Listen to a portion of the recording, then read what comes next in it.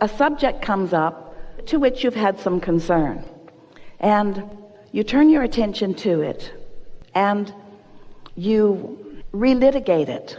You, from your now position, try to go back and change something that you've lived before, and in doing so you take on the personality of those that you perceive are judging you, and you do the same thing to yourself. So you relitigate the experience, and you come to the conclusion that no matter what it was, and for whatever reason, that you were wrong in having that experience. But you're doing it in your now. You can't go back and relive it, and you can't go back and change it. But in your now, you can control the way you feel.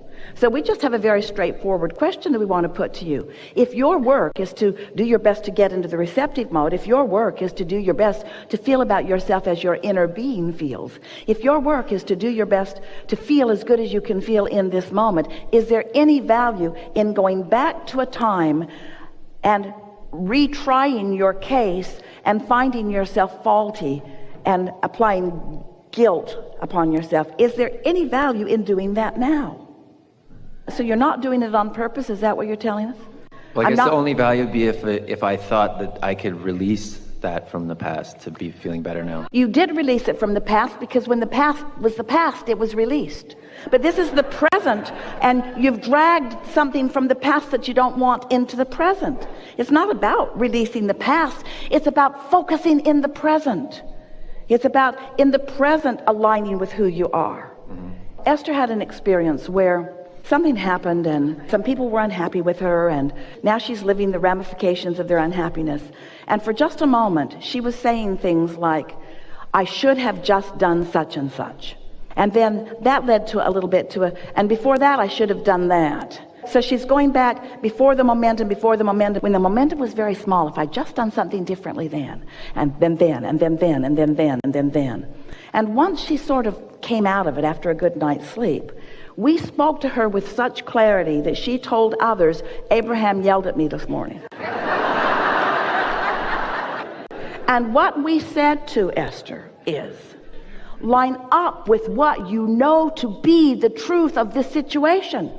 Line up with it as you mean for it to be.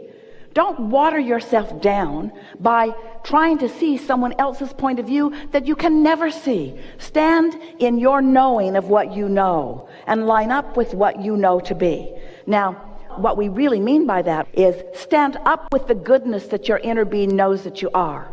Stand up with the clarity that your inner being knows that you are. Stand with that knowing of who you are, and do not allow yourself to take on any garbage that anybody else from their inferior feeling, insignificant, vulnerable feeling selves that have been shining on you. Don't take that stuff on. But when you're feeling for the thought about them or about yourself or about anything that is in concert with that way your inner being feels about it, so that you are now in alignment with who you really are. Now as you stand in your now, sure, there's all kinds of stuff you've lived that maybe if you were living it again now, you'd live it differently. But so what? None of that makes any difference. You can't get it wrong, and you'll never get it done. And the reason you can't get it wrong is because it's never done. You're always standing in a new and powerful now, and your inner being is always adoring you and knowing what you want and what the path of least resistance is for you to get from where you are to where you want to be. Your empowerment is a self-assigned experience, and you find it one good feeling thought at a time, one good feeling thought at a time, one good feeling thought at a time. And you will never get to who you are and to who you mean to be by regretting anything that you've ever experienced. You can't even remember what the particulars were of the incident when it came up. You don't even know what the energy dynamics of it were. You cannot from your now even remember what the momentum factors of energy moving were about. You've got to let the past go. You've got to let it be what it was for. What it was for was to fill your vortex full of who you really are. And now your purpose is singular. Line up with who you really are, you see.